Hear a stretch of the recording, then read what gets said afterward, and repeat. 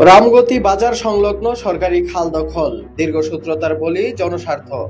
লক্ষ্মীপুর জেলার রামগতি উপজেলার প্রাণকেন্দ্র রামগতি বাজারের পাশে অবস্থিত একটি গুরুত্বপূর্ণ সরকারি খাল বহু বছর ধরে প্রভাবশালী মহলের দখলে চলে গেছে।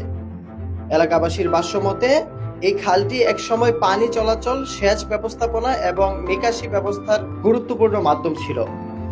কিন্তু দীর্ঘদিন ধরে ক্ষমতাসীন রাজনৈতিক দলের ছত্রছায়ায় কিছু ব্যক্তি খালটির বিভিন্ন অংশ দখল করে দোকানপাট স্থাপনা ও ব্যক্তিগত মালিকানার আওতায় নিয়ে নিয়েছেন। বিশেষ করে প্রবাসখালী এলাকার কিছু প্রভাবশালী ব্যক্তি, যারা আওয়ামী লীগ সরকারের সময় থেকে লাগাতার প্রভাব বিস্তার করে আসছেন, তারা এখনো পর্যন্ত খালটির বিশাল অংশ দখল করে রেখেছেন। স্থানীয়দের অভিযোগ, এই খাল দখলের ফলে বর্ষার মৌসুমে পানি জমে যাওয়া, জলাবদ্ধতা, ড্রেনের সমস্যা সহ নানান দুর্ভোগ পোহাতে হচ্ছে সাধারণ মানুষকে। তাছাড়াও বাজারের বিস্তার ও পরিবেশ ব্যবস্থাও এর ফলে হুমকির মুখে পড়েছে।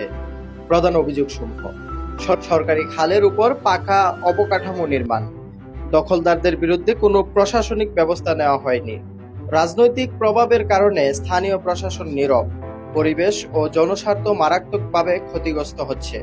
করণীয়: ১. জরুরি ভিত্তিতে একটি সরকারি তদন্ত কমিটি গঠন করে দখলদারদের তালিকা প্রকাশ। ২. সংশ্লিষ্ট ভূমি অফিসের মাধ্যমে মাপজোক করে খাল পুনরুদ্ধার। ৩. অবৈধ স্থাপনা উচ্ছেদে বুলডোজার অভিযান ও মোবাইল কোর্ট পরিচালনা। ৪. প্রভাবশালীদের বিরুদ্ধে আইনানুগ ব্যবস্থা গ্রহণ। ৫.